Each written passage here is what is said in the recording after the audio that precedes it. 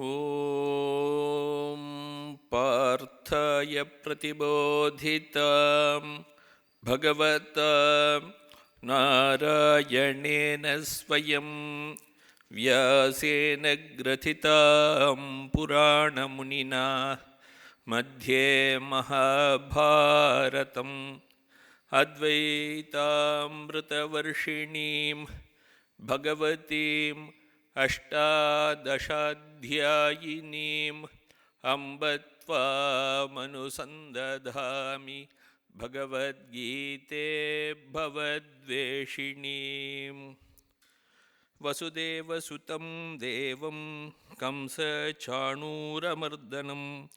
देवकी परमानन्दं कृष्णं वन्दे जगद्गुरुं। स्थापकाय च धर्मस्य सर्वधर्मस्वरूपिणे अवतारवरिष्ठाय रामकृष्णाय ते नमः।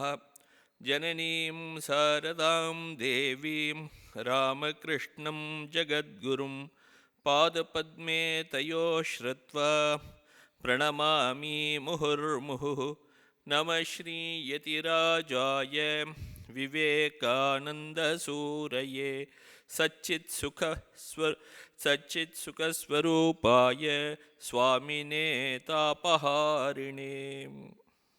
ஸ்ரீமத் பகவத்கீதையில் பக்தி யோகம் அப்படிங்கிற 12வது அத்தியாயம் போன வாரம் முடிஞ்சது. 13வது அத்தியாயம் க்ஷேத்ரக்ஷேத்ரஜ்ய லக்ஷணம் அப்படிங்கிற அத்தியாயம் ஆரம்பிக்கணும். அதுக்கு உள்ளே போகிறதுக்கு முன்னாடி ஸ்ரீமத் பகவத்கீதையோட ஒரு அமைப்பை பார்க்கணும். அது எப்படி இருக்குது அப்படின்னா 18 அத்தியாயங்கள் கொண்டது இந்த ஸ்ரீமத் பகவத்கீதை. அதில் 6 அத்தியாயமாக நம்ம பிரிச்சண்டாக்கே முதல் 6 அத்தியாயங்கள் அதில் பிரதானமாக இருக்கிறது கர்மயோகம். இரண்டாவது 6 அத்தியாயங்கள், அதாவது 7வது அத்தியாயத்திலிருந்து 12வது அத்தியாயம் வரையில் உள்ள ஸ்ரீமத் பகவத்கீதையில் பிரதானமாக இருக்கிறது பக்தி யோகம். 3வது 6, அதாவது 13வது அத்தியாயத்திலிருந்து 18வது அத்தியாயம் வரையில் உள்ள அத்தியாயங்களில் பிரதானமாக இருக்கக்கூடியது ஞான யோகம்.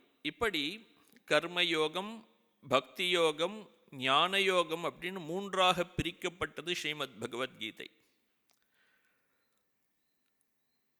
இந்த கர்மயோகம், பக்தி யோகம், இந்த ஞான யோகம், இந்த 3 விதமான ஞானத்தை நமக்கு கொடுக்கின்றன. இந்த கர்மயோகம் பண்ணும்போது ஒரு ஜீவனுக்கு அந்த இடத்துல என்ன உபதேசம் இருக்கு அப்படின்னா, ஜீவன் என்பவன் யார் அப்படிங்கிற ஒரு உபதேசம் நடக்கிறது. நாம் எல்லாம் மனிதர்கள், உயிரினங்கள் இப்படிலாம் நினச்சிக்கிறோம் இல்லையா?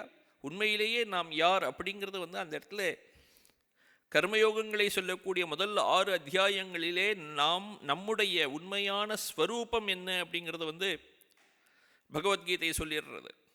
அதனால ஜீவஸ்வரூபத்தை போதிக்கக்கூடிய அத்தியாயங்களாக இருக்கக்கூடியவை 1 முதல் 6வது அத்தியாயம் வரை. 7வது அத்தியாயத்திலிருந்து 12வது அத்தியாயம் வரை இருக்கக்கூடிய அத்தியாயங்கள் அந்த பரமாத்மாவின் ஸ்வரூபத்தை, பக்தி யோகம் இல்லையா? பக்தினா யாரிடம் பக்தி செய்கிறோம்? பரமாத்மாவிடம், இறைவனிடம் பக்தி செய்கிறோம். அந்த இறைவனுடைய ஸ்வரூபத்தை சொல்லக்கூடியதாக இருக்கின்றன 7வது அத்தியாயம் முதல் 12ஆம் அத்தியாயம் வரை இருக்கக்கூடிய அந்த 2வது 6 அத்தியாயங்கள். இதன் பிறகு 3ஆவதாக இருக்கக்கூடியது அந்த ஜீவனுக்கும் பரமாத்மாவிற்கும் உள்ள தொடர்பை கூறக்கூடிய அத்தியாயங்கள். அதுதான் ஞான யோகம்னு பெயர். அப்போ கர்மயோகம் ஒரு ஜீவனுடைய ஸ்வரூபத்தை விளக்குகிறது, பக்தி யோகம் பரமாத்மாவின் ஸ்வரூபத்தை விளக்குகிறது, ஞான யோகம் அந்த ஜீவனுக்கும் பரமாத்மாவிற்கும் உடைய தொடர்பை, அது அவர்கள் இருவரும் எப்படிப்பட்டவர்கள் என்ற ஒரு ஒற்றுமையை, அவர்களுக்கு இடையே இருக்கக்கூடிய ஒரு ஐக்கியத்தை விளக்கப் போகின்றன. ஸ்ரீ ராமகிருஷ்ணர் அவருடைய சீடர்களுக்கு, அவருடைய சீடர்களை இரண்டாக பிரித்து வச்சிருக்கார், உள்வட்ட சீடர்கள், வெளிவட்ட சீடர்கள் அப்படின்னு. அந்த உள்வட்ட சீடர்களுக்கு ஒரு உபதேசம் பண்ணுறார். அவர் என்ன சொல்கிறார் அப்படின்னா, எந்த விதமான சாதனைகளும் வேண்டாம், ஒன்றே ஒன்று தெரிஞ்சுக்கோங்க போதும் அப்படிங்கிறார். அது என்ன அப்படின்னா, நீங்கள் யார் என்பதை தெரிந்து கொள்ளுங்கள், நான் யார் என்பதை தெரிந்து கொள்ளுங்கள், நமக்கு இடையே உள்ள ஒரு தொடர்பை தெரிந்து கொள்ளுங்கள், அவ்வளவுதான். இதுதான் சாதனை. நீங்கள் யார் என்று தெரிந்து கொள்ளுங்கள் அப்படின்ன உடனே, நீங்கள் அப்படின்னா அவர் அவருடைய சீடர்களை பற்றி சொல்றார். ஜீவர்கள், ஜீவன் என்றால் என்ன என்பதை தெரிந்து கொள்ளுங்கள், ஈஸ்வரன் என்றால் என்ன என்பதை தெரிந்து கொள்ளுங்கள், அந்த ஜீவனுக்கும் ஈஸ்வரனுக்கும் இடையே உள்ள தொடர்பு என்ன என்பதை தெரிந்து கொள்ளுங்கள், அவ்வளோதான் சாதனையே. பகவத்கீதை அவ்வளோதான். பகவத்கீதையோட தாத்பரியம் அவ்வளோதான். முதல் 6 அத்தியாயங்களில் ஜீவஸ்வரூபம், இரண்டாவது 6 அத்தியாயங்களிலே பரமாத்மஸ்வரூபம், மூன்றாவது 6 அத்தியாயங்களிலே ஜீவனுக்கும் பரமாத்மாவிற்கும் இடையே உள்ள தொடர்பு, அவ்வளவுதான். இந்த தொடர்பை காட்டக்கூடிய அத்தியாயமாக விளங்குவது இந்த 13வது அத்தியாயம். அதனால இந்த 13வது அத்தியாயம் மிக மிக மிக மிக முக்கியமான ஒரு அத்தியாயம். ஜீவனுக்கும் பரமாத்மாவிற்கும் என்ன சம்பந்தம் என்பதை காட்டக்கூடிய ஒரு அத்தியாயம் இது. இந்த அத்தியாயத்துக்குள்ள போறதுக்கு முன்னாடி 12ஆம் அத்தியாயத்தில் இருந்த ஒரு சில கருத்துக்களை நம்ம பார்க்கணும். அதை ஞாபகம் வச்சுட்டாதான் இதுக்கு வர முடியும். இந்த 12வது அத்தியாயம் இருக்கே பக்தி யோகம், அது ஒரு பெரிய அளவிலே சின்னதாக இருக்கலாம், 20 ஸ்லோகம் தான். மற்ற எல்லா அத்தியாயங்களையும் விட 12ஆம் அத்தியாயம் மிகவும் சிறிய அத்தியாயம். ஆனால் அது ஒரு சம்பூர்ணமான அத்தியாயம். ஏன்னா சாதாரண மனிதன் எப்படி அந்த உயர்ந்த நிலையை அடைகிறான் அப்படிங்கிறத எல்லாவற்றையும் சாதன சாத்தியங்களுடன் சொல்லக்கூடிய ஒரு அத்தியாயம் அது. அதனால 12ஆம் அத்தியாயம் மிக மிக முக்கியமான அத்தியாயம். சாதாரண மனிதனும் இறைவனை அடைவதற்கு 5 படிகளை கொடுக்கிறார் அந்த இடத்துல. கிருஷ்ண பரமாத்மா கொடுக்கிறது 5 படிகளை கொடுக்கிறார். எப்படி இறைவனிடம் மனதை கொண்டு போகிறது? சாதாரண மனிதர்கள், சாதாரணமாக இருக்கக்கூடியவர்கள் எத்தனையோ பேர் இருக்கோம். இந்த ரோட்டில் போனாக்க பார்த்தாக்க தெரியும், அத்தனை 1000 பேர்கள் போயின்னு இருக்காங்க. யாராவது ஒரு அதில் இருக்கக்கூடியவர்களிலே ஒரு % மக்கள் வேண்டுமானால் மடத்துக்குள்ளே வரலாம். அங்கே பக்கத்திலே கோவில் கட்டி வைத்திருக்கிறார்கள், கபாலீஸ்வரர் கோவில், அதுக்குள்ளே போகலாம். மற்றவர்கள் எல்லாம் தங்களுடைய சொந்த வேலைகளிலே மிகவும் பிஸியாக இருக்கிறார்கள். இறைவனிடம் மனதை செலுத்துவதற்கு அவர்களுக்கு மனமில்லை முதல்ல. ஸோ அப்போ அவ்வளவு பெரிய மக்கள் தொகையிலே ஏதோ ஒரு சிலர், ஒரு % மக்கள் மட்டும் இப்படி இறைவனிடம் வர வேண்டும் என்ற ஒரு எண்ணம் வருது. அப்படி எண்ணம் வருது இல்லையா? அவர்கள் எப்படி கொஞ்சம் கொஞ்சமாக இறைவனிடம் அந்த இறைநிலையை அடைவது அப்படிங்கிறது 5 படிகளிலே விளக்குகிறார் இந்த 12வது அத்தியாயத்தில்.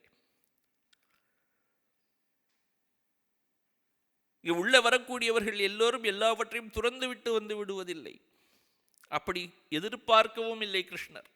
தன்னிடம் வரக்கூடிய பக்தர்கள் எல்லாவற்றையும் துறந்து விட்டு வர வேண்டும் அப்படிங்கிறது எதிர்பார்க்கல. அவர் சொல்றார், முதல் படியாக அவர் கொடுப்பது, உங்களுடைய செயல்களை நீங்கள் செய்யுங்கள், அதிலிருந்து வரக்கூடிய லாபங்களை, அதிலிருந்து வரக்கூடிய பலன்களை அனுபவியுங்கள். அதற்கு எந்த தடையும் இல்லை. தர்மத்தின் மூலமாக சம்பாதித்த எல்லாவற்றையும் அனுபவியுங்கள், அதற்கு எந்த தடையும் இல்லை. ஆனால் இறைவனுக்கு நைவேத்தியம் செய்துவிட்டு இறைவனுடைய பிரசாதமாக அனுபவியுங்கள். நிவேதனம்னா காட்டி விட்டு, இறைவனுக்கு காமிச்சிட்டு எடுத்துட்டு வந்துடணும், அது போதும். ஈஸ்வரனுக்கு அர்ப்பணம் பண்ணுவது போன்று அதை காட்டி விட்டு, ஒரு கார் வாங்குகிறார்கள், ஒரு வீடு வாங்குகிறார்கள், ஏதோ ஒன்று இருக்கட்டும், அதை இறைவனிடம் அர்ப்பணித்து விட்டு அவருடைய பிரசாதத்தினால், அவருடைய மகிமையினால், அவருடைய அருளினால் இது எனக்கு கிடைத்தது என்ற ஒரு எண்ணத்துடன் இதை எடுத்துக்கொண்டு அனுபவியுங்கள் அப்படிங்கிறது. அதுதான் முதல் ஸ்டெப், முதல் படி. செயல்களை செய்யுங்கள், அதன் பலன்களை இறைவனுக்கு அர்ப்பணம் செய்யுங்கள், பிறகு அனுபவியுங்கள். இது ஒரு முதல் படி. எப்படி அந்த மொத்த மக்கள் தொகையிலிருந்து ஒரே ஒரு % எப்படி வந்தார்களோ அதுபோன்று இந்த முதல் படியில் இருக்கக்கூடியவர்களிலிருந்து 1% அவர்களுக்கு தெரிய வரும், என்னடா அது, எவ்வளவு நாட்கள் தான் நமக்காக நாம் உழைப்பது, போதும், ஒரு சேச்சுரேஷன் பாயிண்ட் வந்துடுறது, மற்றவர்களுக்கு நாம் ஏதாவது செய்ய வேண்டும் அப்படின்னு மனதிலே ஒரு எண்ணம் தோன்றுகிறது. இதுதான் கர்ம யோகம்னு பேர். கர்மத்திற்கும் கர்ம யோகத்திற்கும் உள்ள ஒரு வித்தியாசம். அது அடுத்த இரண்டாவது படி. அது இறைவனை நோக்கி நகரக்கூடிய இரண்டாவது படி. அது அந்த இரண்டாவது படி. அது திரும்ப திரும்ப இந்த முதல் 6 அத்தியாயங்களிலே திரும்பி திரும்பி கிருஷ்ணர் சொல்லக்கூடியது இது. இந்த கர்மயோகத்தை பிடித்துக்கொள், கர்மயோகத்தை பிடித்துக்கொள். நியத்தம் குரு கர்மத்வம் கர்மஜ்யாயோஹ்ய கர்மணஹா சொல்றார். உனக்கு விதிக்கப்பட்ட கர்மங்களை செய், சும்மா இருப்பதை விட கர்மங்கள் செய்வது நல்லது. யோகா கர்மசு கௌஷலம். இப்படி கர்மத்தை பற்றி எல்லா இடத்துகளிலும் சொல்றார். யோகஸ்தः குரு கர்மாணி சங்கம் தியக்த்வா தனஞ்சய சித்திய சித்தியோசமோ பூத்வா சமத்வம் யோக உச்சியதே. யோகம்னாலே கர்மயோகம்தான். வரக்கூடிய பலன் வெற்றி கிடைக்கலாம், தோல்வி கிடைக்கலாம், அதை பற்றியெல்லாம் கவலைப்படாமல் உனது செயல்களை செய் அப்படிங்கிறார். கர்மயோகம் ஆச்சு. அப்படி அந்த கர்மயோகத்தை, கர்மங்களை யோகமாக செய்தால் சிறிதளவு செய்தாலும் கூட ஒரு பெரிய பலன் கிடைக்கிறதுங்கிறார். சொல்பமப்பியஸ்ய தர்மஸ்ய திராயத்தே மகதோ பயாத் அப்படின்னு. இப்படி கர்மயோகத்தை அவ்வளவு உயர்த்தி உயர்த்தி இந்த முதல் 6 அத்தியாயங்களில் சொல்றார். இந்த இறைவனை அடையறதுக்கு 5 படிகள் இருக்குன்னு சொன்னோம் இல்லையா? இந்த முதல் 2 படிகளும் கர்மங்களை செய்யக்கூடியவர்களை பற்றியது. கர்மங்களை முதல் படி என்ன? கர்மங்கள் எல்லாவற்றையும் செய்து எல்லாவற்றையும் அனுபவியுங்கள், இறைவனுக்கு அர்ப்பணித்து விட்டு அனுபவியுங்கள். இது முதல் ஸ்டெப். இரண்டாவது, இறைவனுடைய செயல்களை மட்டும் செய்யுங்கள், இறைவனுக்காக சேவை செய்யுங்கள். அது இரண்டாவது ஸ்டெப். அதுவும் கர்மயோகத்தில் தான் இருக்கு. இதுக்கு அடுத்த மூன்றாவது ஸ்டெப்பாக இருந்தது, படியாக இருந்தது இஷ்டனிஷ்டை அப்படின்னு பெயர். கர்மயோகம் செய்து செய்து நமக்கு இருக்கக்கூடிய இந்த ரஜஸ், உடம்புல இந்த ரஜஸ் இருக்கு இல்லையா, அந்த ரஜஸ் எல்லாம் போயிடும். ராஜசீகமான இந்த மனதில் இருக்கக்கூடிய ராஜச குணங்கள் எல்லாம் குறைந்து போய் கொஞ்சம் கொஞ்சமாக அந்த சத்வகுணம் வர ஆரம்பிக்கும். அப்படி சத்வகுணம் வந்துடுது அப்படின்னாக்கே வேலை செய்யறதில்லை, செயல்களில் ஈடுபடுவதில் அவ்வளவு முடியாமல் இருக்கும். இறைவனிடம் மனம் செல்லுமே தவிர செயல்களிலே மனம் செல்ல. அப்போ இறைவனிடம் மனம் செல்லும் போது அப்போ சொல்றார் இந்த மூணாவது படி, இறைவன் மீது மனதை வை. ஒரே ஒரு இறைவன், ஒரு இஷ்ட தெய்வத்தை மனதிலே வைத்து கொண்டு உனது மனதை அவர் மீது தியானத்தினால் ஒருமுகப்படுத்து அப்படிங்கிறார். அபியாச யோகம்னு அதுதான் அந்த போன அத்தியாயத்தில் 12வது அத்தியாயத்தில் சொன்னோம். அபியாச யோகேன ததோ மாமிச்சாப்தும் தனஞ்சய அப்படின்னு சொன்னது அதுதான். இந்த அபியாச யோகம் திரும்ப திரும்ப திரும்ப திரும்ப மனதை அந்த இறைவன் மீது வைத்து வைத்து வைத்து வைத்து அபியாசம் செய்து, அபியாசம்னு திரும்ப திரும்ப பயிற்சி செய்யறதுக்கு பெயர் அபியாசம்னு பெயர். அந்த இடத்துல என்ன இருக்கு? சகுணமான இறைவன் இருக்கிறார், உருவமுடைய இறைவன் இருக்கிறார், சகுண சாக்கார இறைவன் அப்படின்னு பெயர். அவர் மீது ஒரே எந்த ஒரு உருவத்தையும் எடுத்துக்கலாம். கிருஷ்ணரோ, ராமரோ, முருகரோ, விநாயகரோ, தேவியோ, ராமகிருஷ்ணரோ, இப்படி ஏதாவது ஒரு உருவத்தை எடுத்துக்கொண்டு மனதை செலுத்தி செலுத்தி அவர் மீது தியானம் செய்வதற்கு பெயர் அபியாச யோகம்னு பெயர். அது மூன்றாவது படி. அந்த இடத்துல இறைவன் உருவமுடையவர், குணங்களுடையவர். அந்த நிலையிலே மனம் நின்று நிலை பெற்ற பிறகு அதுக்கு அடுத்தபடியாக இன்னொன்று இருக்கு, நான்காவது படி. எங்கு திரும்பினாலும் இந்த இறைவனுடைய தரிசனம், எதை பார்த்தாலும் அந்த இறைவனே இருக்க மாதிரி இருக்கும். அதுக்கு தான் விஸ்வரூபம்னு பெயர். அவருக்கு என்று ஒரு உருவம் இல்லாமல் இருக்கும், எல்லாவற்றையும் எல்லா உருவங்களும் அவருடைய உருவமாக தெரியும். கோபிகைகளுக்கு பிருந்தாவனத்திலே எங்க பார்த்தாலும் கிருஷ்ணருடைய உருவம். மாடுகளை பார்த்தால் கிருஷ்ணன், மரத்தை பார்த்தால் கிருஷ்ணன், வீட்டிலே இருக்கும் பானைகள் சட்டிகள் இதையெல்லாம் பார்த்தால் கிருஷ்ணன், எங்கு பார்த்தாலும் கிருஷ்ணன். கிருஷ்ணன் இல்லாத இடமே கிடையாது. விஸ்வரூப தரிசனம் அதுதான். அப்படி ஒரு விஸ்வரூப தரிசனம் கிடைச்சது 4வது ஸ்டெப். இது 4வது ஸ்டெப். அப்படிப்பட்டவர்களை, அந்த நிலையில் இருப்பவர்களை, இதுவரையிலும் ஒரு மனிதனுடைய சொந்த முயற்சியினால் போயிட முடியும் போல இருக்கு. அதுக்கப்புறம் மேலே 5வது ஸ்டெப்புக்கு போக முடியாதுன்னு நினைக்கிறேன்.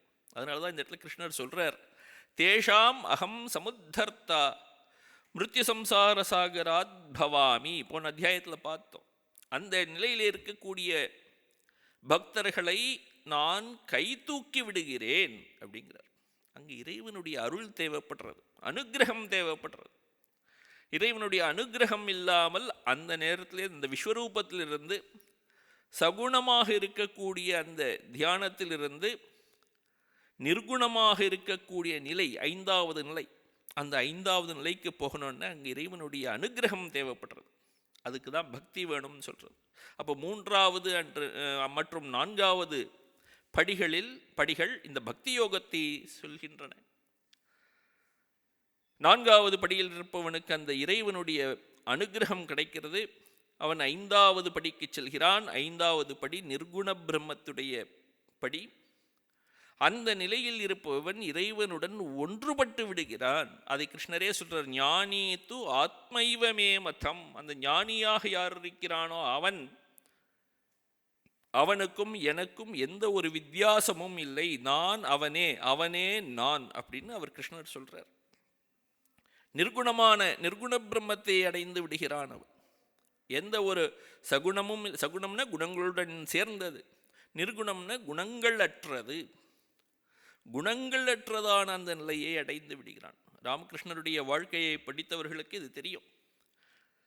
ராமகிருஷ்ணர் அந்த நிர்விகல்ப சமாதி அடைந்தார். அந்த அவருடைய குரு தோத்தாபுரி அவருக்கு அந்த அத்வைத்த சாதனைகளை போதித்து, அத்வைத்த சாதனைகள் அதன் மூலம் அடையக்கூடிய அந்த உயர்ந்த நிலையை அடையிறார். பக்தி சாதனைகள் முடிந்த பிறகு அத்வைத்த சாதனை வர்றது அவருடைய வாழ்க்கையில். அதே போல தான் இங்கேயும் பக்தி சாதனை முடிந்த பிறகு அந்த அத்வைத்த சாதனை, ஞான சாதனை. அந்த ஞான சாதனையில் அவர் அந்த பரமாத்மாவுடன் 2 கலந்து, அவருக்கு எப்போ சந்நியாசம் கிடைத்ததோ அன்னைக்கே அப்படியே அவர் உட்கார்ந்துடுறார் அவருடைய அந்த ஆசனத்திலே. அவருக்கு உடல் பற்றிய எண்ணமே இல்லை. 1 நாள் இல்லை, 2 நாள், 3 நாட்கள் அவருடைய குரு தோத்தாபுரி காத்திருக்கிறார். அவர் திரும்ப இந்த உலகத்துக்கு புற உணர்வு நிலைக்கு வருவாரான்னு. வரல. அப்புறமா அவரை எழுப்பி, அந்த நிலையிலேருந்து எழுப்பி, இவருக்கு ரொம்ப சந்தோஷம் வந்தது. ஆஹா, நான் 40 வருஷமாக கஷ்டப்பட்டு இந்த நிலையை அடைந்தேன், இவர் ஒரே நாளிலேயே இந்த ஒரு உயர்ந்த நிலையை அடைந்து விட்டார்னு ஒரு பெரிய சந்தோஷம் வருது. அதன் பிறகு தேவியிடமிருந்து ராமகிருஷ்ணருக்கு ஒரு ஆணை வருகிறது. அவர் சொல்றார், தேவி நீ அந்த பாவமுக்கத்தில் இரு அப்படிங்கிறார். பாவமுக்கம் அப்படின்னாக்க எங்கு இந்த சகுணத்தின் எல்லைக்கும் நிர்குணத்தின் எல்லைக்கும் இடையே உள்ள பகுதிக்கு பாவமுகம் என்று பெயர். சகுணத்திற்கும் நிர்குணத்திற்கும் இடையே உள்ள நிலை, அந்த நிலை கிருஷ்ணரை தான் சொல்லியிருக்கிறார். அந்த நிலையில் இருந்து நான் பக்தர்களை தூக்கி விடுகிறேன், தேஷாமகம் சமுத்தர்த்தா அப்படின்னு சொன்னார் இல்லையா, அந்த நிலையில் இரு அப்படின்னு இவருக்கு ஒரு ஆணை வர்றது. அப்போ ராமகிருஷ்ணர் அந்த இடத்துல பாவமுகத்தில் இருந்து கொண்டு சகுணமான இந்த சகுண விஷயங்களிலே இருக்கக்கூடிய இந்த பக்தர்களை கை தூக்கி நிர்குணமான இந்த பரமாத்மாவுடன் ஒருமுகப்படுத்துவதற்கு, ஒன்றுபடுத்துவதற்கு அந்த இடத்துல இருக்க வேண்டும் என்று இறைவனுடைய ஆணை அவருக்கு இருந்திருக்கு. அப்படி 4வது படிக்கும் 5வது படிக்கும் நடுவிலே இருந்து பக்தர்களுக்கு அனுகிரகம் செய்யக்கூடிய நிலை அது. அதனால ராமகிருஷ்ணனுடைய வாழ்க்கை இந்த பகவத்கீதை அதுக்கு ஒரு விளக்கமாக இருக்கிறது. அந்த நிலைக்கு, நிர்குணமான பிரம்ம நிலைக்கு அடைந்தவன் அவன் எப்படி இருப்பான்? அவன் அவன் எப்படி மற்றவர்களுடன் தொடர்பு கொள்கிறான் அப்படின்னு ஒரு கேள்வி. அந்த இடத்துல கேள்வி கேட்கல, 2வது அத்தியாயத்தில் ஒரு கேள்வி கேட்கிறார். ஸ்தித பிரக்யன் எப்படி இருக்கிறான் அர்ஜுனன் கேள்வி கேட்கிறான். ஸ்தித பிரக்யஸ்ய கா பாஷா சமாதிஸ்தஸ்ய கேசவ ஸ்திததிஹ் கிம் பிரபாஷேத கிமாசீத விரஜேத கிம். ஸ்தித பிரக்யனாக இருக்கக்கூடியவன் எப்படி இருக்கிறான், அவன் எப்படி மற்றவர்களுடன் பழகுகிறான், என்ன பேசுகிறான், எப்படி அமர்கிறான், எப்படி நடக்கிறான். ஒவ்வொருத்தருக்கும் ஒரு ஞானம் வந்த பிறகு, அது எந்த ஞானம் வேண்டுமானாலும் இருக்கும், அவர்கள் எப்படி நடந்து கொள்கிறார்கள் என்பது அந்த ஞானத்தை பொறுத்து இருக்கிறது. சாதாரணமாக நாமெல்லாம் ஒருவர் இறந்து விட்டார்னு வச்சுப்போம், அவரை போய் பார்க்கிறோம், அவருடைய உடல் இருக்கு, பார்த்தா நமக்கு பயம் வரும் சாதாரணமாக. ஆஹா, இது நேற்று வரலும் இருந்தார், அவர் கூட நன்றாக பழகி இருந்திருப்போம், இன்றைக்கு பார்த்த உடனே அவருக்கு நமக்கு பயம் வருது. அது சாதாரணம்தான், அது சாதாரணமாக எல்லாருக்கும் வரக்கூடிய பயம்தான். ஆனால் ஒரு டாக்டர் போய் பார்க்கிறாருன்னு வைத்துப்போம், அவர் எப்படி அந்த உடலை பார்ப்பார்? தனது ஆராய்ச்சிக்கு உரிய பொருளாக அவர் பார்ப்பார் இல்லையா? அதுக்கு என்ன காரணம்? அவர் அப்படி பார்க்கறதுக்கு அவருடைய பயிற்சி காரணம். என் கூட ஒரு சிறு வயதிலே ஒரு நண்பன் இருந்தான், சாதாரணமாக நடக்க மாட்டான். நாங்கள்லாம் நடக்கும்போது எல்லாரும் எங்கேயாவது நடந்து போனால் அவனோட நடம் மட்டும் ஒரு வித்தியாசமாக இருக்கும். அந்த லெஃப்ட் ரைட் போட்டு தான் நடப்பான், ஏன்னா அவன் என்சிசியில் இருந்தான். அப்போ என்சிசியில் இருந்ததுனால அவனுக்கு அந்த பழக்கம் இருந்து அவன் வேறு மாதிரி நடக்கிறதே இப்போதும் சாதாரணமாக நடக்காமல் அவன் நடப்பதே இந்த சேனை வீரர்கள் நடப்பது போன்று நடந்து கொண்டிருக்கிறான். அப்படி எந்த ஞானம் வருகிறதோ அந்த ஞானத்திற்கு தகுந்தாற் போல் ஒருவருடைய நடத்தையும் இருக்கும். அதனால தான் இந்த இடத்துல அர்ஜுனன் கேட்டான், அந்த ஸ்தித பிரக்யனாக இருக்கக்கூடியவன் எப்படி நடந்து கொள்கிறான் அப்படின்னு 2வது அத்தியாயத்தில் கேட்டான். அந்த ஸ்தித பிரக்ய லக்ஷணம் இந்த 12வது அத்தியாயத்தில் சொல்லப்பட்ட பக்தர்களுடைய லக்ஷணம். இதன் பிறகு 14வது அத்தியாயத்திலே சொல்லப்பட போகின்ற திரிகுணாதீத லக்ஷணம். இதெல்லாம் ஒரே மாதிரியான விஷயங்கள். அதனால இந்த இடத்துல அத்வேஷ்டா சர்வபூதானாம்னு ஆரம்பித்து அப்படிப்பட்ட பக்தர்களுடைய 5வது படியை கடந்த பக்தர்கள் எப்படி இருக்கிறார்களோ அவர்களை பற்றிய விஷயங்களை அத்வேஷ்டா சர்வபூதானாம் மைத்ரஹ் கருணையேவச்ச, மற்றவர்களை வெறுக்காமல் இருக்கிறான். சர்வபூதானாம் அத்வேஷ்டா, யாரையும் வெறுப்பதில்லை, எல்லோரிடமும் நண்பராக இருக்கிறான், எல்லோரிடமும் கருணை கொண்டவனாக இருக்கிறான். எல்லா தவறுகளையும் மற்றவர்களின் தவறுகளை பொறுத்துக் கொள்கிறான், மற்றவர்கள் எந்த துன்பங்கள் கொடுத்தாலும் பொறுத்துக் கொள்கிறான், மற்றவர்களை இவன் விரட்டுவதில்லை. இப்படி பலவிதமான அவனுடைய அப்படிப்பட்ட பக்தனுடைய உயர்ந்த பண்புகளை பற்றி அந்த இடத்துல எழுதியிருக்கார். அதுதான் பராபக்தர்களுடைய லட்சணம். பெரிய ஞானிகள் இந்த 5வது படிக்கு போன பிறகு 5வது படிக்கும் 4வது படிக்கும் போயிட்டு வருவார்கள். நிர்குணமான பிரம்மத்தை பார்த்து அதிலேயே லயித்து விட்டு எப்போவாது இந்த சகுனத்திற்கு வர வேண்டும் என்றால் இந்த 4வது படிக்கு எங்கும் இறைவனை கண்டு, கோபிகைகள் மாதிரி எல்லா இடங்களிலும் கிருஷ்ண பரமாத்மாவை கண்டு மீண்டும் அந்த பரபிரம்மத்திலே லயித்து திரும்பவும் கீழே இப்படி வந்து போவார்கள், அவர்களுடைய மனதிற்கு ஏற்றது போல. அந்த பரமாத்மாவை அறிந்து பிறகு அப்புறம் கீழே வரலாம். 5வது படிக்கும் 4வது படிக்கும் வந்து போய் இந்த உலகத்தை அனுபவிப்பார்கள். ராமகிருஷ்ணர் சொல்லும்போது இந்த 5வது படி எப்படிப்பட்டது அப்படின்னா, சர்க்கரையாகவே மாறிவிடுவதற்கு பெயர் 5வது படி. 4வது படி என்ன அப்படின்னா, சர்க்கரையை சுவைப்பது. அத்வைத்தம் அப்படின்னாக்க சர்க்கரையாகவே மாறிவிடுவது. 4வது படி எப்படிப்பட்டதுன்னு, சர்க்கரையை சுவைப்பது. இப்படி இந்த 2 படிகளுக்கும் நடுவே போயிட்டு வந்து கொண்டிருப்பார்கள் இந்த பக்தர்கள். மதுசூதன சரஸ்வதி சுவாமி எழுதுறார். அதனால தான் முதல்ல இந்த 13வது அத்தியாயத்துக்கு வரும்போதே இந்த 4வது படிக்கும் 5வது படிக்கும் ஒரு ஒப்புமைப்படுத்தி, ஐந்தாவது படியில் இருக்கிறவர்கள் யாராவது இருக்கணும்னு நினைத்தா இருந்து விட்டு போட்டோம், எனக்கு நான்காவது படி ரொம்ப பிடிச்சிருக்கு, எங்கு பார்த்தாலும் கண்ணன் கிருஷ்ணனுடைய உருவத்தை தரிசனம் பண்ணுவது எனக்கு ரொம்ப சந்தோஷமாக இருக்குது அப்படின்னு எழுதுறாருங்க. இது அவர்களுடைய பக்தர்களுடைய லட்சணம். பக்தர்கள் எப்படி இறைவனை அனுபவிக்கிறார்கள் அப்படிங்கிறத சொல்லக்கூடியது. பக்தர்கள் எத்தனையோ பக்தர்கள் இருந்திருக்கிறார்கள், இறைவனை அனுபவித்திருக்கிறார்கள் ஒவ்வொரு நிலையிலும். இவர் எழுதுறார், தியான அபியாச வசீகிருத்தேன மனசா நிர்குணம் நிஷ்கிரியம் ஜோதிஹி கிஞ்சன யோகினோ யதி பரம் பஷ்யந்தி பஷ்யந்து தே அப்படின்னு எழுதுறார். இந்த யோகிகள் இருக்கிறார்களே, அவர்கள் ஒரு ஒரு சிறந்த பரம் ஜோதி ஒன்றை காண்கிறார்கள், உயர்ந்த ஜோதி ஒன்றை காண்கிறார்கள். அது எப்படிப்பட்ட அந்த ஜோதி அப்படின்னா, நிர்குணம் நிஷ்கிரியம் ஜோதிஹி, குணங்களை கடந்ததான ஜோதி, நிஷ்கிரியம் எந்த செயல்களும் மற்றதான அந்த ஜோதி, அந்த ஜோதியை காண்கிறார்கள். எப்படி காண்கிறார்கள்? தியான அபியாச வசீகிருத்தேன மனசா, தங்களுடைய மனதினால் அதை காண்கிறார்கள். சாதாரண மனதினால் நமக்கு தான் மனசு இருக்கு, பார்க்க முடியறதானே முடியல. ஏன் அப்படின்னா அவர்களுடைய மனம் அதற்கு தயாராகி இருக்கிறது. தியான அபியாச வசீகிருத்தேன, தியானம் செய்வதன் மூலம், தியானத்தை மீண்டும் மீண்டும் பயிற்சி செய்வதன் மூலம் அவர்கள் தங்களுடைய மனதை தங்களுடைய வசத்தில் வைத்துக் கொண்டிருந்திருக்கிறார்கள்.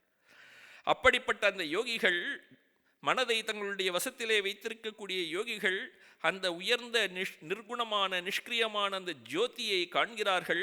கண்டுவிட்டு போகட்டும், அதனால எனக்கு ஒன்றும் இல்லை, அஸ்மாக்கம் தூ, எனக்கு என்ன வேணும் அப்படிங்கிறத நான் சொல்லிடுறேன் அப்படிங்கிறார் இங்கே. அஸ்மாக்கம் தூ ததேவ லோச்சன சமத்காராய பூயாத் சிரம் காலிந்தி புலினோதரே கிமப்பி என் நீலம் மகோதாவதி அப்படிங்கிறார். எனக்கும் அந்த ஒரு ஜோதி கிடைக்கணும். அது எந்த ஜோதி அப்படின்னா, இதோ இந்த யமுனை நதியிலே, யமுனை நதியின் மணற்பரப்பிலே ஓடிக்கொண்டிருக்கிறது நீல கலர்ல, நீலவர்ணத்திலே ஒரு ஜோதி. அந்த ஜோதி எனக்கு கண்ணிலே எப்போதும் விழட்டும் அப்படிங்கிறார்.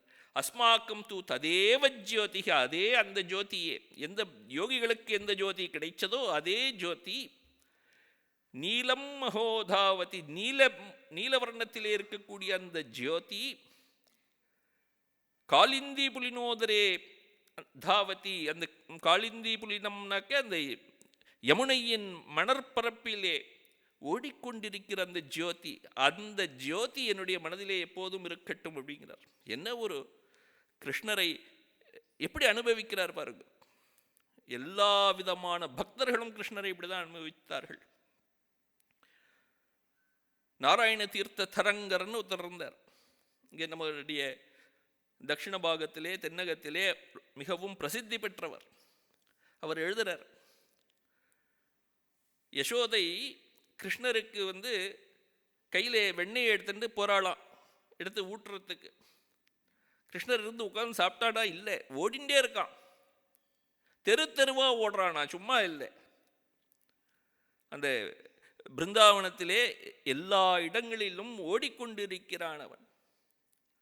வீத்யாம் வீத்யாம் ரஜபுவி சுகம் பர்யட்டந்தம் முகுந்தம்னு எழுதுறார். அவன் எப்படிப்பட்டவனாக இருக்கிறான் அப்படின்னா, தெருவா ஓடிக்கொண்டிருக்கான், ஆனந்தமாக ஓடிக்கொண்டிருக்கிறான். சாதாரணமாக ஓடிக்கொண்டில்லை, ஒவ்வொரு வீட்டுக்குள்ள ஓடி போய் அவர்கள் வீட்டில் இருக்கக்கூடிய தயிர், வெண்ணெய், பால் இதையெல்லாம் திருடிக்கொண்டு ஓடுறானா. மத்தியே மத்தியே ஹிருத ததிபயா அப்படின்னு எழுதுறாரு. நடுவிலே வீட்டுக்குள்ள போகும்போது நடுவில் இருக்கக்கூடிய வீடுகளிலே ஹிருத ததிபயா, ததி அப்படின்னாக்க தயிர், பயகா அப்படின்னா பால், இவற்றையெல்லாம் திருடிக்கொண்டு பாயயந்தம் பிபந்தம், அது தானும் குடித்து விட்டு மற்றவர்களையும் குடிக்க செய்து கொண்டு போகிறானா. மற்றவர்கள்னா வெறும் தன்னுடைய நண்பர்கள் மட்டும் இல்லை, அங்கே இருக்கக்கூடிய குரங்குகளுக்கெல்லாம் கொடுக்குறானா. இப்படிப்பட்ட அந்த வெளியிலே ஓடிக்கொண்டிருக்கின்ற அந்த கிருஷ்ணரை அவர் எப்படி எழுதுறார் பாருங்க. புத்தௌ புத்தௌ அகம் அகம் இதி ஸ்வாந்தம் அபாசயந்தம். அந்த வெளியிலே ஓடக்கூடியவன் கிருஷ்ணன் அல்ல, ஒவ்வொருவருடைய மனதிலும் இருந்து கொண்டு, புத்தியிலே இருந்து கொண்டு அகம் அகம் இதி ஸ்வாந்தமாபாசைந்தம், ஒவ்வொருவருடைய உள்ளேயும் இருந்து கொண்டு உள்ளே அதை மனதை ஒளிபரச் செய்பவனாக இருக்கிறான். அதுதான் முக்கியமான வார்த்தை இங்கே. கிருஷ்ணர் எங்கோ வெளியில இருக்கான், அங்க இருக்கான் அப்படிங்கிறது அர்த்தம் இல்லை. கிருஷ்ணர் இங்கே இருக்கிறான் உள்ளே. நகலு கோபிகா கிருஷ்ணா நந்தனோ பவான் அகில தேகினாம் கிருஷ்ணா அந்தராத்மதற்கு. அகில தேகினாம் அந்தராத்மதற்கு, ஒவ்வொரு மனிதர்களுக்கும் உள்ளே இருந்து கொண்டு அந்தராத்மாவாக விளங்கி கொண்டிருக்கிறான் அந்த கிருஷ்ணன். இதுதான் அனுபவம். இந்த அனுபவம் தான் வரணும். இப்படியாக இவர் அனுபவித்து எழுதுறார். பூயோ பூயோ சுதம் அனுநயந்தி ஆக சேதம் யசோதா அப்படின்னு எழுதுறார் அவர் நாராயண தீர்த்தர். இன்னொரு பக்தர் இருந்தார், அவர் எழுதுறார் கிருஷ்ணரை எப்படி அனுபவிச்சிருக்கார் பாருங்க. இவர் என்ன எழுதுறார் அப்படின்னா, ஓ மக்களே, வேதம் வேதாந்தங்கள்லாம் படித்து கொண்டிருக்கிறீர்களே, அது கடல் மாதிரி, பெரிய ஒரு வனம், ஒரு காடு மாதிரி. ஒரு காட்டிலே எங்கேயோ திக்கு தெரியாத காட்டிலே இருந்து கொண்டு தேடிக்கொண்டிருக்கிறீர்கள், எங்கே கிருஷ்ணன் எங்கே கிருஷ்ணன் அப்படின்னு. அந்த உபனிஷத்திலே சொல்லப்பட்டிருக்கின்ற பரம்பொருள் எங்கே அப்படின்னு சொல்லி ஒரு திக்கு தெரியாத காட்டிலே நின்று தேடிக்கொண்டிருக்கிறீர்களே, அவர் வேற எங்கேயும் இல்லை. அதோ அந்த பிருந்தாவனத்திலே அந்த கோபிகைகளுடைய வீட்டிலே அதோ உரல்ல போட்டு கட்டி வச்சிருக்காங்க பாருங்க அவரை அப்படின்னு சொல்றார். அதனாலே அவரை அங்க தேடாதீங்க, இங்க வந்து தேடுங்க அப்படின்னு ஒருத்தர் எழுதுறார். வரம் இமம் உபதேசம் ஆத்ரியத்வம் நிகமவனேஷு நிதாந்த சார கிண்ணாக அப்படிங்கிறார். நிகமவனேஷு, அந்த வேதாந்தங்கள் என்ற வனத்தில் தேடி தேடி நிதாந்த சார கிண்ணாக அலைந்து திரிந்து களைப்படைந்தவர்களே அப்படின்னு கூப்பிடுறார் மனிதர்களை. அந்த உபனிஷதர்த்தம், உபனிஷதங்களிலே சொல்லப்பட்ட அந்த பரமாத்மாவை தேடி அலைந்து கொண்டிருக்கிறீர்களே, அவர் எங்க இருக்கார் அப்படின்னா, வல்லவீனாம் பவனேஷு விஷ்ணுத்த, அந்த கோபியர்களின் வீடுகளிலே சென்று தேடுங்கள், அவர் அங்கதான் இருக்கார். உலூக்கலே நிபத்தம், அவனை பிடிச்ச அந்த ஒரு உரல்ல போட்டு கட்டி வைத்திருக்கிறார்கள் அவர்கள், அங்க போய் தேடுங்கள் அப்படின்னு சொல்லி அனுப்புறார். இப்படியாக அந்த இறைவனை எப்படியெல்லாம் ஒரு அனுபவித்திருக்கிறார்கள் பாருங்க. இந்த 4வது படிக்கும் 5வது படிக்கும் இடையே உள்ள யோகிகள், இவர்கள் பக்தர்கள். இப்படி இந்த இறைவனை எவ்வழியிலும் அடைந்து அவரை அனுபவிக்க வேண்டும்ங்கிறது தான் இவர்களுடைய எண்ணம். அந்த இறைவனுடன் ஒன்றாக ஆக வேண்டும். அவர்களை, அப்படிப்பட்டவர்களை தேஷாமகம் சமுத்தர்த்தா மிருத்யு சம்சார சாகராத் அப்படின்னு கிருஷ்ணர் அங்கேருந்து ஒரு வாக்கு கொடுக்கிறார். இவர்களை நான் இந்த சம்சார சாகரத்திலிருந்து கை தூக்கி விடுவேன் அப்படின்னு. அப்படிப்பட்ட அந்த ஞான யோகத்தை கொடுத்து எப்படி கை தூக்கி விட முடியும்?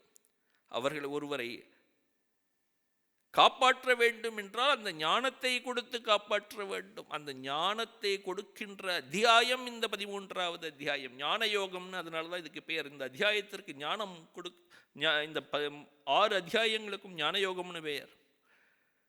அந்த ஞானத்தை சாட்சாத்தாக வழங்கக்கூடிய முதல் அத்தியாயம் இந்த 13வது அத்தியாயம். இந்த 13வது அத்தியாயம் ஆரம்பிக்கும் போது ஆச்சாரியர் சங்கரர் ஒரு அவதாரிக்கை வைக்கிறார். இந்த அத்தியாயம் ஏன் ஆரம்பிச்சதுன்னு ஆரம்பிச்சு சொல்ல போறார்.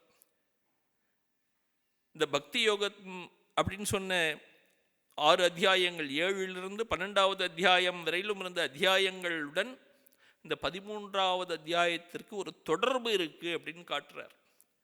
7வது அத்தியாயத்திற்கும் 13வது அத்தியாயத்திற்கும் ஒரு தொடர்பு இருக்கு.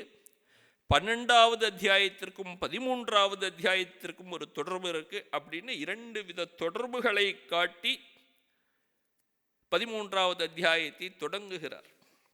எப்படி சொல்றார் பார்ப்போம்.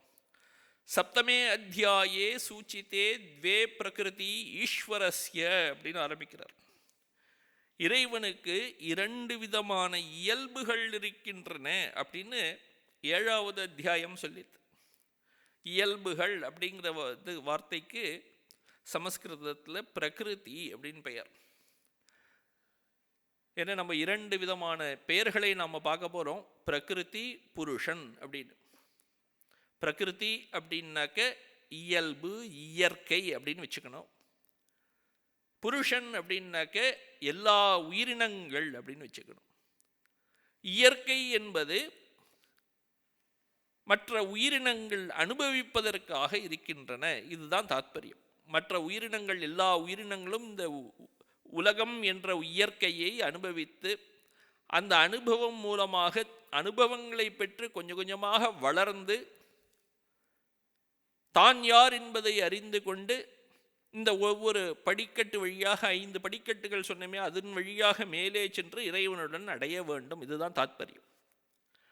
இதை சொல்வதற்காக 2 பிரகிருதிகளை, இறைவனுக்கு 2 பிரகிருதிகள் இருந்தன என்று 7வது அத்தியாயத்தில் சொல்லியிருக்கு. சப்தமே அத்தியாயே சூச்சித்தே த்வே பிரகிருதி ஈஸ்வரஸ்ய, இறைவனுக்கு 2 விதமான இயல்புகள் இருந்தன என்பது 7வது அத்தியாயத்திலே சொல்லப்பட்டது. ஒன்று திரிகுணாத்மிகா பிரகிருதி, முக்குணங்களாலான பிரகிருதி, குணமயங்களாக குணத்தினாலான பிரகிருதி ஒன்று அப்படின்னு. இன்னொன்று ஜீவபூதா பிரகிருதி அப்படின்னு 2 பிரகிருதிகளை பற்றி சொல்லப்பட்டது. அது குணங்களை கொண்ட பிரகிருதி. இப்போ ஒரு சாதாரண ஒரு மனிதன் இருக்கான்னு வச்சப்போ, ஒரு மனிதன், சாதாரண மனிதன், அவனிடம் 2 அம்சங்கள் இருக்கின்றன. ஒன்று பஞ்சபூதங்களாலான இந்த உடல் என்ற ஒரு அம்சம், இந்த உடலை கடந்ததான நான் என்ற உணர்வு உள்ளே இருக்கிறதே, அது ஒரு அம்சம். இது 2 சேர்ந்து இருக்கு ஒவ்வொரு மனுஷனுக்கும், ஒவ்வொரு மனிதனுக்கும் இந்த 2ம் சேர்ந்து இருக்கு. அந்த உள்ளே இருக்கக்கூடிய ஆத்மா ஒன்று, வெளியே இருக்கக்கூடிய இந்த உடல் இன்னொன்று. இந்த உடல் அப்படின்னு நான் சொல்லும்போது வெறும் இந்த பஞ்சபூதத்தினாலான இந்த ஸ்தூல உடலை மட்டும் சொல்லலே, இதுக்கு உள்ளே இருக்கக்கூடிய மனம் என்ற சூக்ஷ்ம உடலும் அஞ்ஞானம் என்ற காரண உடல், இதெல்லாத்தையும் சேர்த்துக்கணும். இந்த உடல்கள் எல்லாம் 3 விதமான உடல்களையும் சேர்ந்து ஒரு உடல்னு வச்சுக்கணும். அதுக்கு உள்ளே எல்லாவற்றுக்கும் உள்ளே இருக்கக்கூடிய பிரத்யேகாத்மா இருக்கு. இந்த பிரத்யேகாத்மாவும் இந்த உடலும் சேர்ந்ததை இப்போ நாம் ஜீவன், மனிதன் என்று நம்ம சொல்லிட்டு இருக்கோம். இதை தான் 2 பிரகிருதிகள் அப்படின்னு சொல்றார். இந்த உடல் அப்படிங்கிறதுக்கு சைத்தன்ய சக்தி இல்லை, அதற்கு சேத்தனம் கிடையாது, அனாத்மான்னு பெயர். உள்ளே இருக்கக்கூடியது ஆத்மான்னு சொல்லியாச்சுன்னா மற்றவையெல்லாம் அனாத்மா. உள்ளே இருக்கக்கூடியது சேத்தனம், சைத்தன்ய சக்தி அப்படின்னு சொன்னாக்க வெளியே இருக்கக்கூடியவை அச்சேதனமானவை. இப்படி இந்த சேத்தனமும் அச்சேதனமும் சேர்ந்தது ஒரு மனிதன். இப்போதைக்கு நமக்கு சாதாரண நிலையிலே நாம் அப்படி நினைத்து கொண்டிருக்கிறோம். இதுதான் கிரந்தின்னு பெயர். கிரந்தின முடிச்சு, இந்த சேத்தனத்தையும் அச்சேதனத்தையும் எப்படியோ போட்டு கட்டி வச்சிருக்கு இந்த உடம்புல. ஒரு முக்த புருஷன்னா எப்படி இருக்கான் அப்படின்னா, இந்த கட்டை நீக்கியவனாக இருக்கிறான். அவனுக்கு அந்த கட்டு கிடையாது. அதுக்கப்புறம் அந்த கட்டுக்கு தான் பந்தனம்னு பெயர். உடலிலே இந்த அச்சேதனத்துடன் தன்னை இணைத்து ஒரு பெரிய பந்தனத்திலே, கட்டிலே மாட்டிக்கொண்டிருக்கிறான். எப்போது அந்த கட்டு விலகுகிறதோ அப்போது அவன் முக்த புருஷனாக ஆகிறான். எப்போது விலகும்? தான் யார் என்பதை தெரிந்து கொண்டு விட்டால். தான் யார் என்பதை தெரிந்து கொள்ளாத வரையில் அவன் அஞ்ஞானத்தில் இருக்கிறான், அந்த பந்தனத்திலே நின்று கொண்டிருக்கிறான். தான் யார் என்பதை அறிந்தவுடன் தானே அந்த கட்டு விலகி விடுகிறது. அதுதான் ஞானம் என்று பெயர். அந்த ஞானத்தை கொடுப்பதற்கான அத்தியாயம் இது. ஆக 2 விதமான பிரகிருதி ஒன்று இருக்கிறது ஒரு மனிதனுக்கு. ஒன்று இந்த உடல் என்னும் பிரகிருதி, அச்சேதனமான பிரகிருதி, அதற்கு பெயர் அபரா பிரகிருதி என்று பெயர். அந்த உள்ளே இருக்கக்கூடிய இந்த ஜீவனாக, ஆத்மாவாக எது இருக்கிறதோ, எது இருந்து கொண்டு இந்த உடலை அறிந்து கொண்டிருக்கிறதோ, நான் இந்த உடலில் இருக்கிறேன் என்று எந்த பொருள் இருந்து கொண்டு எல்லாவற்றையும் தெரிந்து கொண்டிருக்கிறதோ அதற்கு பெயர் பரா பிரகிருதி என்று பெயர். இந்த அபரா பிரகிருதியான இந்த உடல் முக்குணங்களால் ஆனது. அதனால அது சொல்லியிருக்கிற திரிகுணாத்மிகா அப்படின்னு, 3 குணங்களால் ஆனது. இதை 7வது அத்தியாயத்திலே சொல்லியிருக்கிற பூமிராபோ நலோ வாயு கம்மனோ புத்திரேவச்ச அகங்காரை தீயம்மே பின்னா பிரகிருதி அஷ்டதா அபராயம் அப்படின்னு சொல்லிட்டார். இந்த உடல் என்பது பஞ்சபூதங்களால் ஆனது. பஞ்சபூதங்களால் ஆன இந்த உடல் அபரா பிரகிருதி. அந்த அபரா பிரகிருதிக்கு 8 விதமான வடிவங்கள் இருக்கின்றன. பூமிகி, இந்த பிருத்திவிங்கிற ஒரு வடிவம், தண்ணீர், நெருப்பு, வாயு, ஆகாசம், மனசு, புத்தி, அகங்காரம், இப்படி 8 விதமாக அதனுடைய பரிணாமங்கள் இருக்கின்றன. அது அபரா பிரகிருத்தின் பெயர். ஏனென்றால் அது ஒரு மனிதனை இந்த உலகினுடன் கட்டி வைக்கிறது. சம்சார ஹேத்துத்வாத் அப்படின்னு அதனால தான் போட்டிருக்க. சம்சாரத்திற்கு காரணமாக ஆகிறது அந்த பிரகிருதி. இன்னொரு பிரகிருதி இருக்கிறது. இன்னொரு பிரகிருதினா இயல்புன்னு சொன்னேன். அந்த இறைவனுக்கு இன்னொரு பிரகிருதி என்ன அப்படின்னா பராச்ச அந்யா, இதை விட வேறான பிரகிருதி ஒன்று, ஜீவபூதா. இதஸ்துவன்யாம் பிரகிருதிம் வித்திமே பராம் ஜீவபூதாம் மகாபாஹோ அப்படின்னு 7வது அத்தியாயத்தில் சொல்லியிருக்கார். ஜீவபூதாம் பிரகிருதி அப்படின்னு ஒரு ஜீவனாக, ஒரு பிரத்யேகாத்மாவாக இருக்கக்கூடியது அந்த பிரகிருதி. 2வது பிரகிருதி அது இருந்து கொண்டு இந்த உடலை அறிகிறது, சரீரத்தை அறிகிறது. இந்த உடலை பின்னாடி க்ஷேத்திரம் அப்படின்னு சொல்ல போறார். உடலுக்கு பெயர் க்ஷேத்திரம் அப்படின்னு சொன்னாக்க உடலை அறிபவனுக்கு பெயர் க்ஷேத்திரஜன் அப்படின்னு பெயர். அதுதான் இந்த இடத்துல சொல்லியிருக்கார். அந்யா பரா பிரகிருதி ஜீவபூதா க்ஷேத்திரஜ லக்ஷணா அப்படின்னு சொல்லியிருக்கார். உடலை அறிகின்றவனாக இருக்கக்கூடியது ஈஸ்வராத்மிகா, ஈஸ்வரனே அவர் அப்படிங்கிறார். இந்த 2 பிரகிருதிகளை சேர்த்துதான் ஒரு மனிதன். ஒவ்வொரு மனிதரும் இந்த 2 பிரகிருதிகள் தான். ஒவ்வொரு மனிதர் மட்டும் இல்லை, ஒவ்வொரு ஜீவனும் 2 பிரகிருதிகளை சேர்ந்தவர்கள். எந்த ஒரு உயிரினத்தை எடுத்துட்டாலும் உடல் தனியாக இருக்கு, பிரத்யேகாத்மா தனியாக இருக்கு. அந்த 2ம் எப்பொழுது சேருகிறதோ அந்த ஒரு மனிதனாக ஆகிவிடுகிறான். இந்த உலகிலே கட்டுப்படுகிறான். இந்த உலகத்திலே இருந்து கொண்டு சம்சாரத்திலே மாட்டிக்கொண்டிருக்கிறான். சம்சாரம், இந்த உலகம் நடைபெறுவதற்கு காரணம் ஜெகத் உற்பத்தி ஸ்திதி லய ஹேத்துத்வம் அப்படின்னு அடுத்த லைன்லேயே சொல்றார். இந்த 2 பிரகிருதிகளை வைத்துக்கொண்டு ஈஸ்வரன் இந்த உலகத்தை கட்டமைக்கிறார். யாபியாம் பிரகிருதிபியாம் ஈஸ்வரஹா ஜெகத் உற்பத்தி ஸ்திதி லய ஹேத்துத்வம் பிரதிபத்தியதே. இந்த 2 பிரகிருதிகளை வைத்துக்கொண்டு இறைவன் இந்த உலகத்தை கட்டமைக்கிறார், உலகத்தை படைக்கிறார். உலகம் செயல்படுகிறது, அந்த செயல்படுத்துகிறார். அந்த உலகம் லயமடையப் போகிறது. பின்னால் அந்த லயத்தையும் அவர் இந்த 2 பிரகிருதிகளை வைத்துக்கொண்டு நடைபெறச் செய்கிறார். இந்த 2 பிரகிருதிகள் இருக்கின்றன. க்ஷேத்திர க்ஷேத்திரஜ லக்ஷண பிரகிருதித்வய நிரூபண. இந்த அத்தியாயத்தில் என்ன பண்ண போறார் அப்படின்னாக்க, இந்த பிரகிருதி, அந்த க்ஷேத்திரம்ங்கிறத பற்றி சொல்லணும், சரீரம் உடல்ங்கிறத பற்றி சொல்லணும். அந்த உடலை அறிந்த அந்த ஆத்மாவை பற்றி சொல்ல வேண்டும். அதாவது க்ஷேத்திரத்தை பற்றி சொல்ல வேண்டும், க்ஷேத்திரஜனை பற்றி சொல்ல வேண்டும். இந்த 2 பிரகிருதிகளை பற்றி சொல்வதன் மூலம் இந்த 2 பிரகிருதிகளையும் கொண்டவனான இருக்கிறானே அந்த ஈஸ்வரன், அவன் எப்படிப்பட்டவன்கிறது தெரிய வரும். அதற்காக இந்த ஒரு அத்தியாயம் ஆரம்பிக்கப்படுகிறது. ஈஸ்வரன் எப்படிப்பட்டவன்கிறத சொல்வதற்காக க்ஷேத்திர க்ஷேத்திரஜ லக்ஷண பிரகிருதித்வய நிரூபணத்வாரேண தத்வதா ஈஸ்வரஸ்ய தத்துவ நிர்தாரணார்த்தம் க்ஷேத்ராத்தியாய ஆரம்பியதே. இந்த அத்தியாயத்துக்கு பேர் க்ஷேத்ராத்தியாயம்னு பெயர். க்ஷேத்திர க்ஷேத்திரஜ விபாக யோகா அப்படின்னு நம்ம சொல்கிறோம் இல்லையா. ஆச்சாரியர் க்ஷேத்ராத்தியாயம் அப்படிங்கிற பேரில் சொல்கிறார். இந்த க்ஷேத்ராத்தியாயத்தோட நோக்கம் என்ன அப்படின்னா, ஈஸ்வரனிடம் இந்த 2 பிரகிருதிகளும் இருக்கின்றன. க்ஷேத்திரம்ங்கிற பிரகிருதியும் க்ஷேத்திரஜன் என்ற பிரகிருதியும் இருக்கிறது. இந்த 2 பற்றியும் சொல்லுவதன் மூலம் இந்த 2ஐயும் கொண்டவனான இந்த ஈஸ்வரன் எப்படிப்பட்டவன் என்பதை தெரிந்து கொள்வதற்காக இந்த அத்தியாயம் வந்தது அப்படிங்கிறார். இப்படியாக இந்த 13வது அத்தியாயத்திற்கும் 7வது அத்தியாயத்திற்கும் உடைய ஒரு சம்பந்தம் சொல்லிட்டார். ஏன்னா இந்த பிரகிருதி துவயங்கள், இந்த 2 பிரகிருதிகளை பற்றி 7வது அத்தியாயத்தில் தான் சொல்லியிருக்கு. அப்போ அந்த 7வது அத்தியாயத்தோட இதுக்கு சம்பந்தம் இருக்குங்கிறத காமிச்சிட்டார். இதுக்கப்புறம் இந்த 12வது அத்தியாயத்திற்கும் இதற்கும் உள்ள ஒரு சம்பந்தத்தை காட்ட போறார். இப்போ அதீத அனந்தராத்தியாயேச்ச அத்வேஷ்டா சர்வபூதானாம் இத்தியாதினா யாவத் அத்தியாய பரிசமாப்தி தாவத் தத்துவஜானினாம் சந்நியாசினாம் நிஷ்டா யதா தே வர்த்தந்தே இது ஏததுக்தம். இந்த போன அத்தியாயத்தில் அதீத அனந்தராத்தியாயே, போன அத்தியாயத்தில் சென்ற அத்தியாயத்திலே அந்த பக்தர்களுடைய லட்சணம் சொல்லப்பட்டது.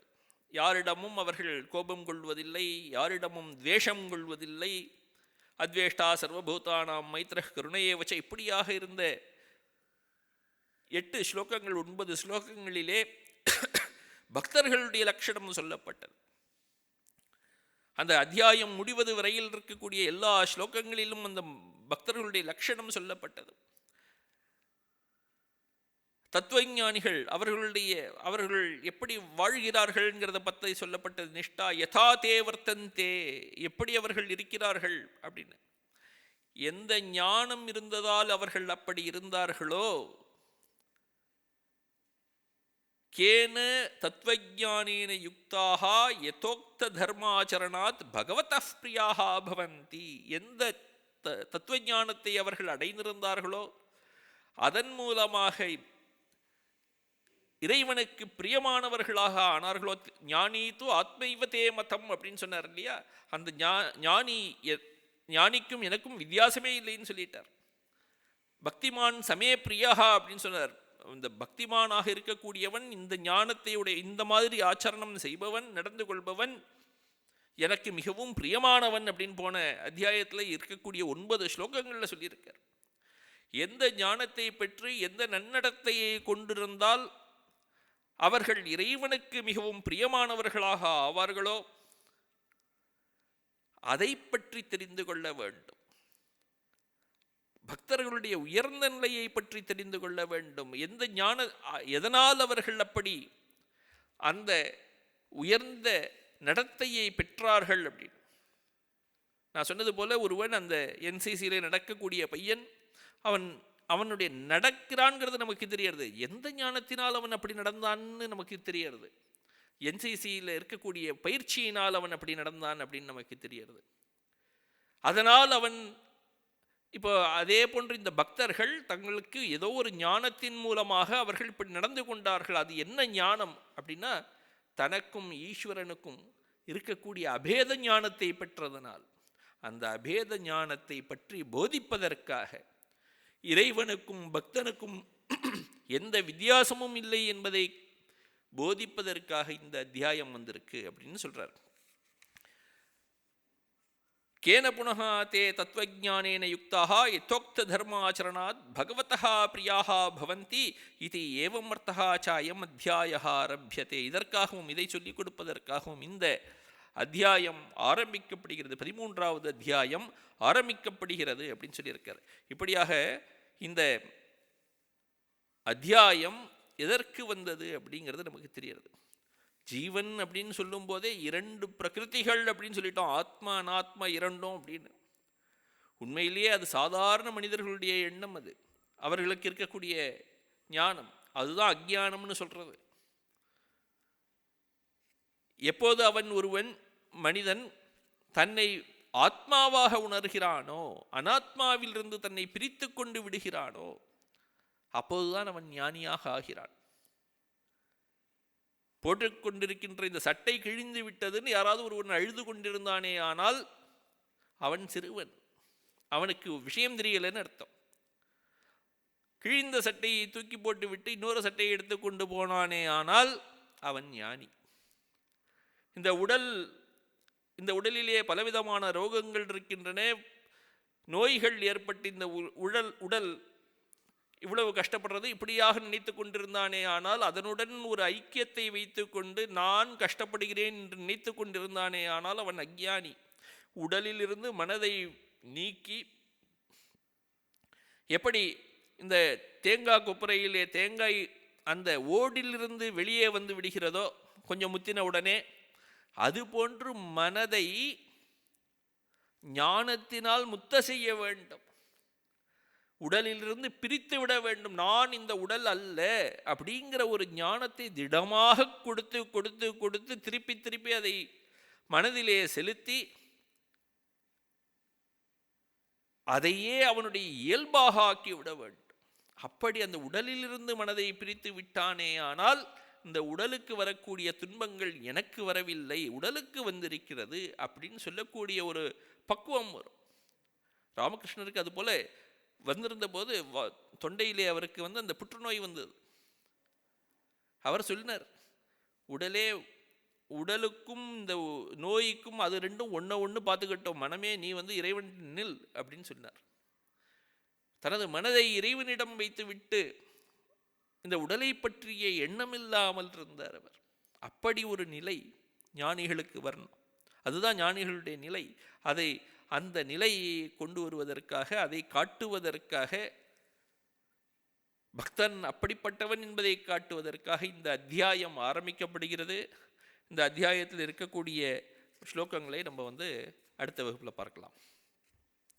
ஓம் சாந்தி ஷாந்தி ஷாந்தி. ஹரி ஓம் தத்சத். ஸ்ரீராமகிருஷ்ணார்ப்பணமஸ்து.